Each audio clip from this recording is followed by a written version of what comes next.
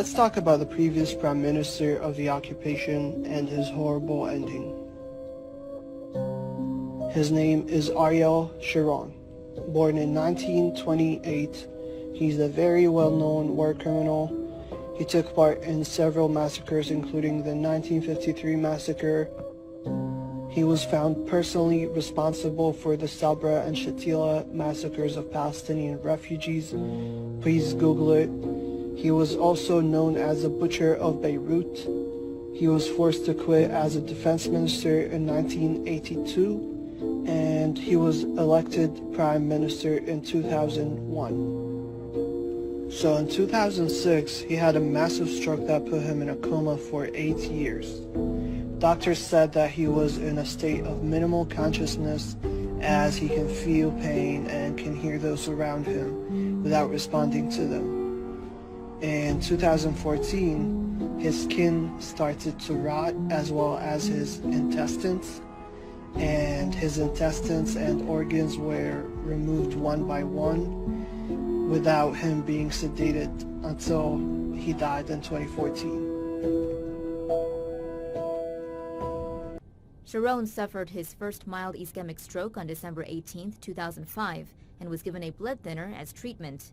In 2006, he suffered a second major hemorrhagic stroke and has remained in a coma since. A year ago, specialists said Sharon responded to pictures of his family by showing significant brain activity in an MRI scan. However, his health has been worsening since last Wednesday due to serious kidney problems after undergoing surgery. Several vital organs are also now failing. Israel has been paying homage to the country's former Prime Minister Ariel Sharon, who died over the weekend, 8 years after suffering a massive stroke that left him lingering in a coma until his death. Sharon was a controversial figure, to say the least, considered in many parts of the world as a murderer and war criminal. He was eulogized at his funeral as a peacemaker. Israeli President Shimon Peres described him as the shoulder that supported Israeli security. Shalom, Kala Yahawah Bashim Yashai, Bashim Qadash, Barak Yahawah, Barak Yahawashi, Barak Yahawah, Barak Yahawashi, Barak Yahawah, Barak Yahawashi, Bahashim Qadash. Double honors my teachers, the apostles and elders of Great Millstone. Peace and mercy to the elect, with the house of David reborn again in this generations. And Shalom to the 130 Yasharallah, who today are known as the Negroes, Latinos, and Native Americans, who before losing our true heritage, we were known as, and still are, the true Hebrew Israelites of the Holy Bible. In today's lesson, we're going to talk about the similarities between this man who we just watched the video of, called Ariel Sharon, also known as Eric Sharon, and the biblical villain Antiochus Epiphanes, right, from the book of the Maccabees. But before we get into that, let's read this. This is Galatians 6 and 7. Be not deceived, God is not mocked. For whatsoever a man soweth, that shall he also reap.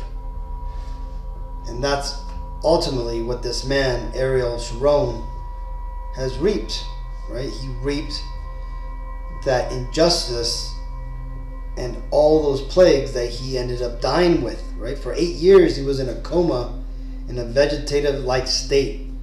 And as you've seen in the video, right, they said this man was basically rotting from the inside, and they had to ultimately remove organs up until his death. Maybe if you see pictures of him with the president at the time of America, Bush Jr., you'll now understand who this man was, right? He basically was the Netanyahu of Israel during this time, okay? And this man here, he's a straight up Amalekite, okay? So both these men here are both Edomites, though the man here on your left, he is a higher Edomite, right? A higher ranked because of his nation, which he comes from, okay? The man here, Ariel Sharon, comes from the Edomites that descend out of the top tribe from Amalek, And Bush here, he descends from the Edomites known as the men of Teman, right? Their original name isn't Bush, but it's Scherf, right? It's a German name that they changed when they came over here. Now, ultimately, this man here, Ariel Sharon, the reason why I'm making this lesson is because when I watched that video, I knew this man had gone through a pretty bad end of life situation, but I didn't know it was this bad. I knew he was bedridden and he had been in a coma for a few years, and then he eventually died. But it wasn't until I watched this video and I read a little bit about it that you just read a lot of horrible things that was happening to this man. Even there's claims that this guy had maggots growing in his eye sockets and stuff. But again, there's many stories that also dispute that fact and say that it was an actual cop that looked like this guy. But the point being is that this man here, he's an Edomite, and not only that, but he's the worst type of Edomite. Those of the nation of Amalek who have portrayed themselves as being the children of Judah, right? The children of Israel, which they are not, right? These are the adversaries of us Israelites. These are our enemies. And that being said, they've been given a time to rule by the Lord. So this is why they are in power now. But that being said, the Lord isn't doing these guys any favors on top of lifting them up to be in power. Okay, that's why the Lord has taken out fierce judgment on this guy, Ariel Sharon. And not only him, but a man who you could read about in the book of Maccabees called Antiochus Epiphanes, who was a devil himself, right? And we're going to read a little bit about him, but let's read this first. This is Ecclesiastes 1:9. The thing that hath been, it is that which shall be, and that which is done is that which shall be done, and there is no new thing under the sun. And the reason I'm reading this is because when you see similarities, like people dying of similar type of diseases or being in the similar realm of power that people in the past used to be, and they do similar things. This guy Ariel Sharon, who was a devil, he did much damage to Jerusalem in attacking Gaza and the West Bank. And this isn't, to defend the Palestinians, because those people shouldn't even be there. They're Ishmaelites, and they don't even belong in that land.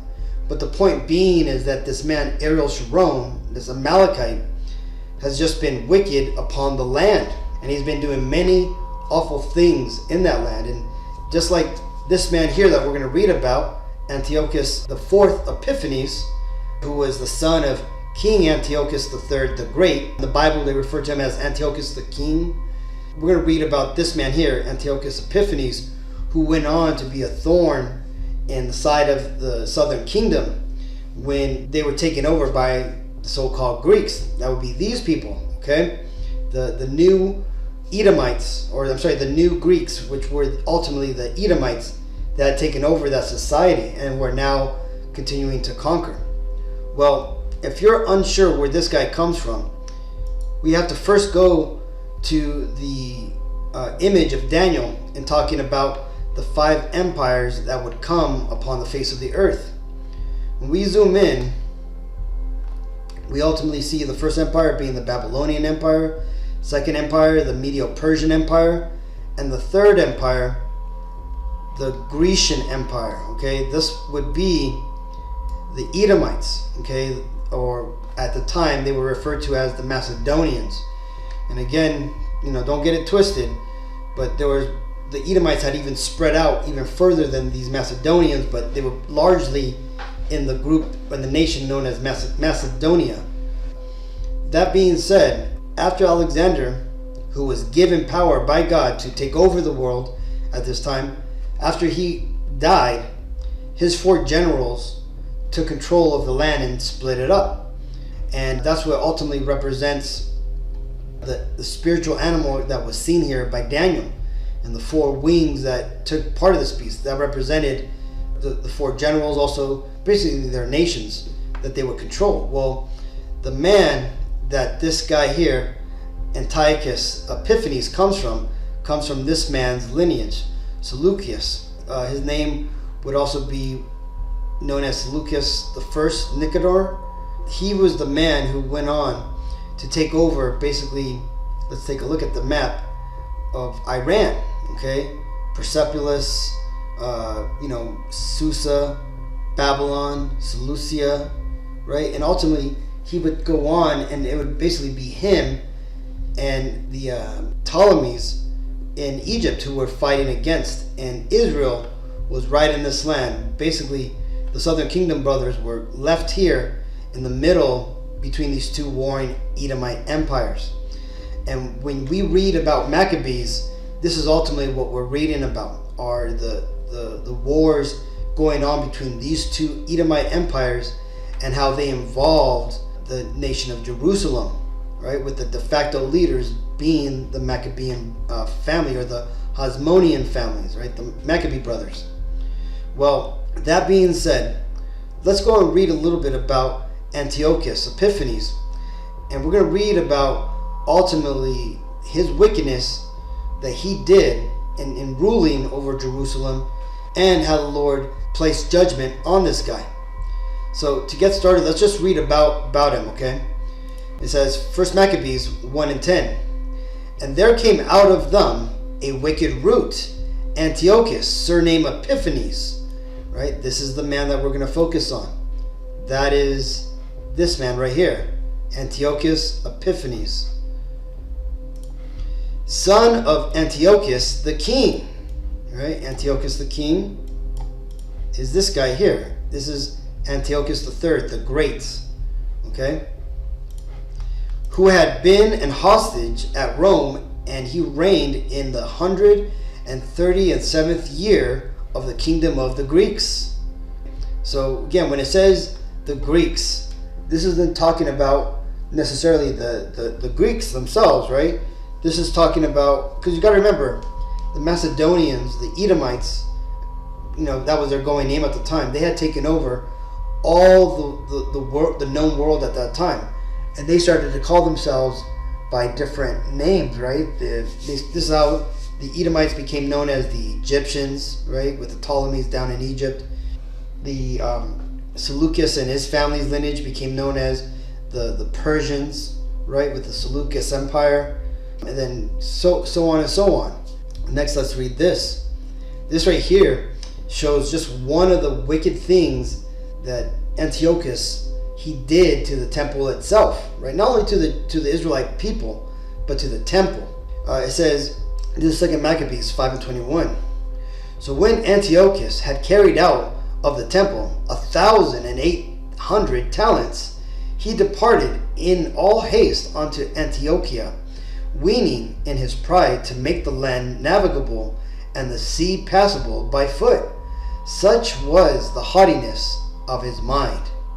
So this devil, not only did he put heavy trouble on our people, but he also robbed our temple. And again, you got to remember, back in these days, there were no such thing as banks.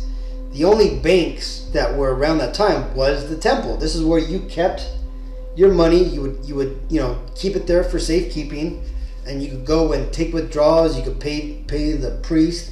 You could pay your tithes. You could do deals there at the temple, right? You could borrow money if you needed money for land management and or buying supplies, and then you would pay it back without usury, right? Without no interest, as the law says. So all the money of Israel was for the most part in the temple, and these devils took that shit.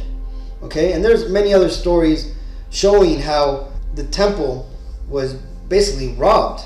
Okay. Well, in this case, Antiochus, he succeeded in robbing the Israelites and stealing from the temple and carrying out all these things that he should not even have touched. Well, eventually, this devil, he gets destroyed. And what we're going to do is before we read his judgment, we're going to read a quick surmising of Antiochus and just the things he did. And we're going to skip this entrance here that it says, Antiochus Epiphanes, the Bible's most notoriously forgotten villain, Okay, now we're going to skip this part that talks about Nero and the people that were around during the time of the Messiah. And we're just going to jump down through... Let's read this part, and I'll just read through it real quick. It says, in the time between the return of the Jewish exiles and the rise of the Roman emperors, the land of Judea was caught between the two ruling powers, the Seleucid kingdom of Syria, also Iran and Persia, in the north, and the Ptolemaic Egypt in the south. These kingdoms, both successors of the Alexander the Great's broken empire, warred with each other for more than a century while the Jewish nation sat at the crossroads. An account of these relations, seen through the lens of prophetic visions, can be found in Daniel 9. It says, throughout most of this period, Judea remained in the periphery of and was left alone. And the reason why it was left alone was because when Alexander the Great first came to Jerusalem, he met with the priest, and the Lord had given Alexander visions of the priest, which he then shared with the priests of the temple, to let him know that he had seen them in dreams.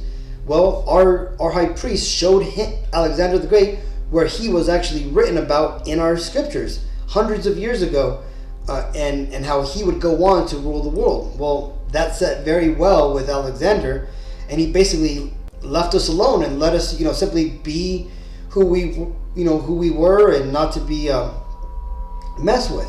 Now that continued up until a few years later, after Alexander died and these devils took over. Well, the descendants of Seleucid decided to come down and start to tax the Jewish people, and then this is where you get about you hear about the horrible stories that are found in the book of Maccabees. Well, let's continue. However, when Antiochus IV came to power in 170 BC, the Jewish people did not readily fit into the vision he had for his new empire. Embracing a form of imperial colonialism, Antiochus sought to bring about a sense of cultural uniformity in the hope of creating more socioeconomic stability. This included embracing the Hellenistic way of life, right? The Greek way of life. This is how a lot of our people became Hellenists, right? Or Greeks. This is why during the time when the Messiah came onto the scene, he said that there's no difference between a Jew and a Greek, right? He wasn't talking about the Edomite Greeks. He was talking about the Israelites who had started to live as Greeks because they had been Hellenized. Continuing.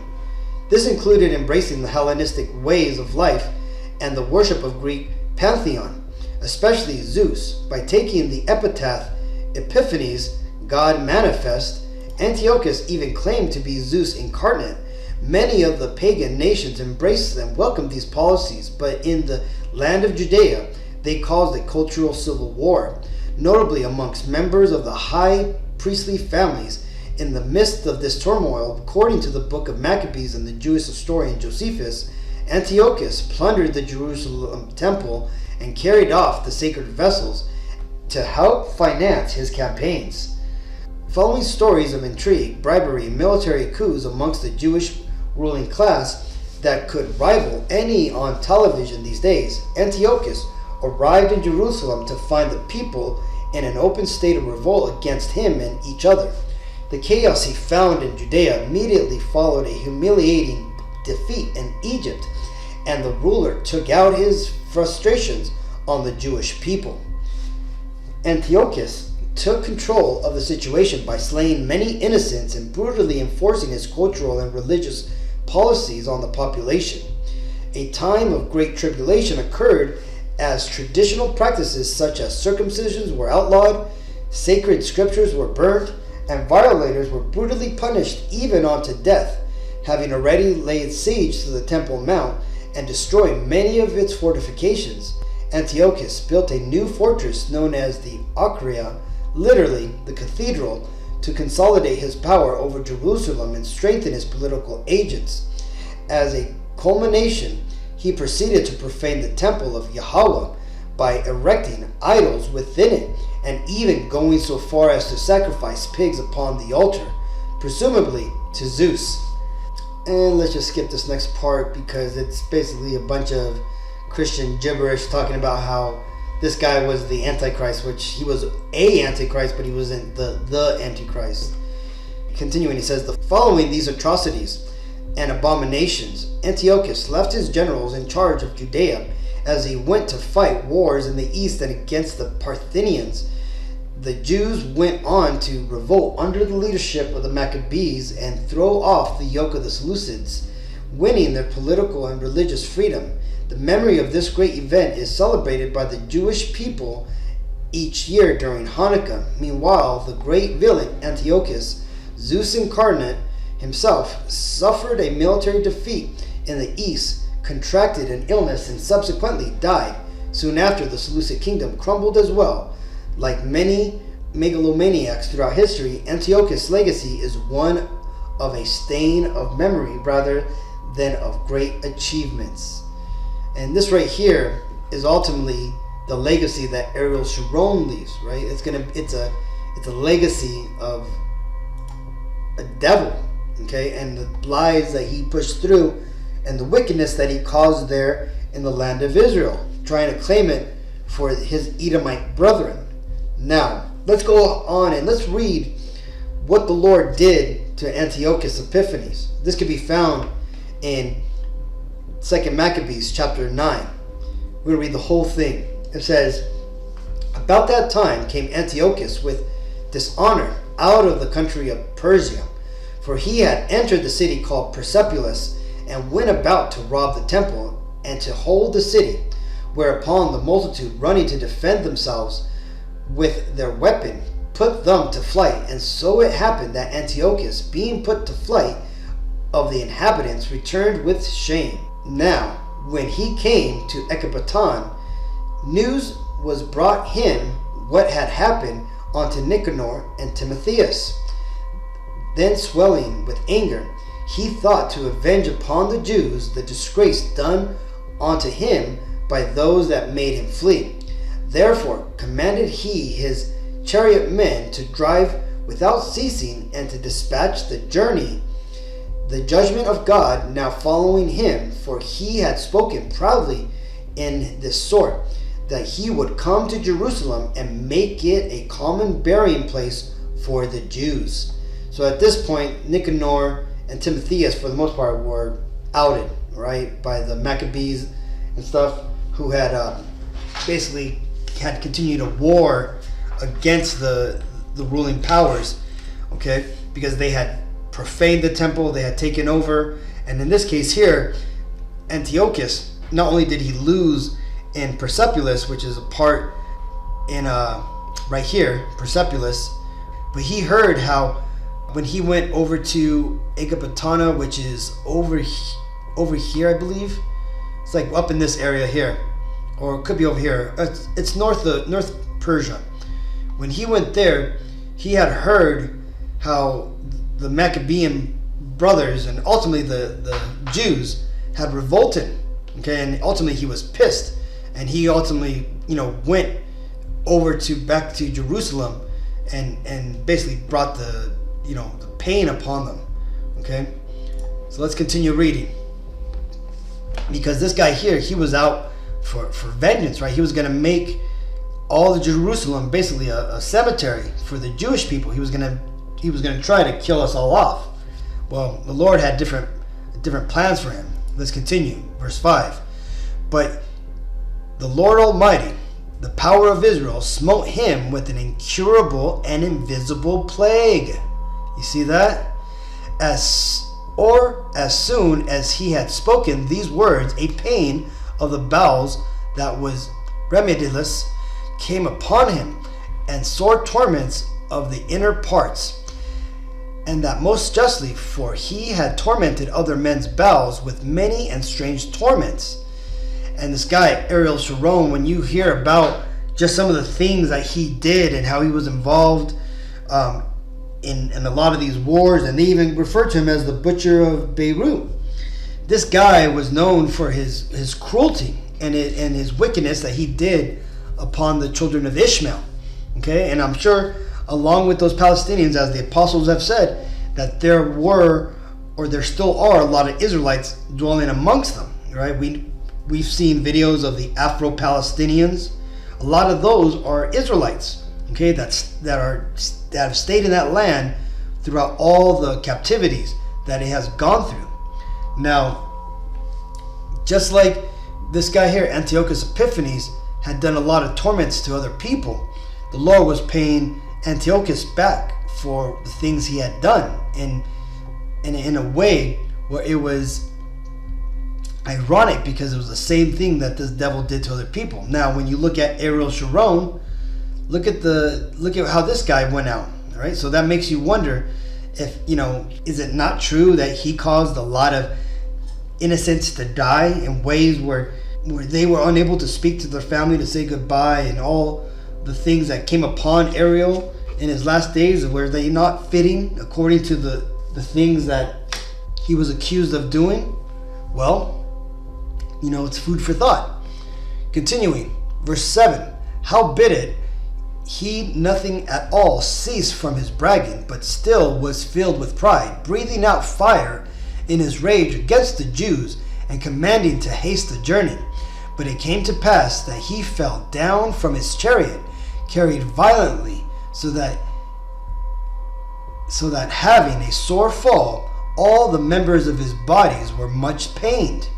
And thus he that a little afore thought he might command the waves of the sea, so proud was he beyond the condition of man, and weigh the high mountains in a balance, was now cast on the ground, and carried in an horse litter, showing forth unto all the manifest power of God. And this word here, horse litter, is basically a stretcher that's carried by horses, which you could see here, right? We've seen images like this where horses are carrying dead soldiers or people who have been injured off of trails. Here's one showing, a little carriage being carried, right? I know I've seen those ones where people are basically being dragged on the floor, kind of like this, or like this here, right? That's a popular version of this litter that a lot of us have seen. But this is how the Lord had brought Antiochus down to where he was no longer able to ride, on top of a horse, but he was basically being carried on a stretcher by horses. Verse 9, so that the worms rose up out of the body of this wicked man, and while he lived in sorrow and pain, his flesh fell away, and the filthiness of his smell was noisome to all his army. And this part right here reminds me of what the video said about how Ariel Sharon's intestines started to rot and how they had to ultimately remove them, right? And when your organs rot, you get the same smell as rotted meat, okay? So this is where that term, or the notion that gangrene smells, okay? And that's because ultimately that flesh that's on your bones starts to rot away, okay? And if you don't cut that out, it could eventually lead to infections, and primarily infections of the blood, which Ariel Sharon died of, to show you proof that his ass was rotting from the inside, just like Antiochus Epiphanes was. Continuing, verse 10, and the man that thought a little afore he could reach the stars of heaven, no man could endure to carry for his intolerable stink. Right? And this is and we don't know what the state of Ariel Sharon was, because till this day nobody has released images of him in his deathbed. The only thing that they've done is they've released hilarious images like this of a wax model looking very well kept and dignified, but this devil looked nothing like this, right? It was more likely with his mouth gaping wide open, facial hair all overgrown, and just looking like a puddle of mash. So that goes to reason that if this man was in a vegetative state for 8 years and in a coma and had all these issues with his body, he had to have an intolerable stink to him, just like Antiochus Epiphanes. Verse 11, Here therefore, being plagued, he began to leave off his great pride and to come to the knowledge of himself by the scourge of God, his pain increasing every moment. And when he himself could not abide his own smell, he said these words, It is meet to be subject unto God, and that a man that is mortal should not proudly think of himself if he were God. The wicked person vowed also unto the Lord, who now no more would have mercy upon him, saying thus, that the holy city to the which he was going to haste to lay it even with the ground, and to make it a common burying place, he would set at liberty. And as touching the Jews, whom he had judged not worthy so much as to be buried, but to be cast out with their children, to be devoured of the fowls and the wild beasts, he would make them and all equal to the citizens of Athens. And the holy temple, which before he had spoiled, he would garnish with goodly gifts, and restore all the holy vessels with many more, and out of his own revenue defray the charges belonging to the sacrifices. Yea, and that also he would become a Jew himself, and go through all the world that was inhabited, and declare the power of God. But for all this his pains would not cease, for the just judgment of Yahawah was come upon him. Therefore, despairing of his health, he wrote unto the Jews the letter under writing, containing the form of a supplication after this manner. Antiochus, king and governor to the good Jews, his citizens, wisheth much joy, health, and prosperity. If ye and your children fare well, and your affairs be to your contentment, I give very great thanks to God, having my hopes in heaven. As for me, I was weak, or else I would have remembered kindly your honor and good returning out of Persia. And being taken with a grievous disease, I thought it necessary to care for the common safety of all, not disturbing mine health, but having great hope to escape the sickness. But considering that even my father at that time he laid an army into the high countries, appointed a successor, to the end that if anything fell out of contrary to expectations, or if any tidings were brought that were grievous, they of the land, knowing to whom the state was left, might not be troubled. Again, considering how that the princes that are borderers and neighbors unto my kingdom wait for opportunities and expect what shall be the event, I have appointed my son Antiochus king, whom I often committed and commended unto many of you, when I went up into the high provinces, to whom I have written as followeth. Therefore I pray and request to you to remember the benefit that I have done unto you generally and in special, that every man will be still faithful to me and my son. For I am persuaded that he, understanding my mind, will favorably and graciously yield to your desires. Thus the murderer and the blasphemer, having suffered much grievously as he entreated other men, so died he a miserable death in a strange country in the mountains. And Philip, that was brought up with him, carried away his body, who also, fearing the son of Antiochus, went into Egypt to Ptolemais Philopater. So, there you go. You see, this is the story of Antiochus Epiphanes, who the Lord smited and brought on a horrible judgment, right? And it didn't matter that this guy here, Antiochus, tried to become a Jew himself, right? Or even went on to try to declare the Lord's laws to the world. No, the Lord didn't care about that. And why is that? Well, because you cannot convert to being a Jew. You cannot convert to being an Israelite. Because why? Well, because it matters which bloodline you're from, who your family is.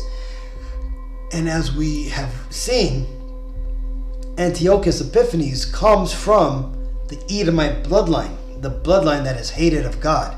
Just like the bloodline of Ariel Sharon, he comes from the same stock and lineage as the rest of these Edomites. Okay, so it doesn't matter if he declares himself to be a Jewish person or an Israeli.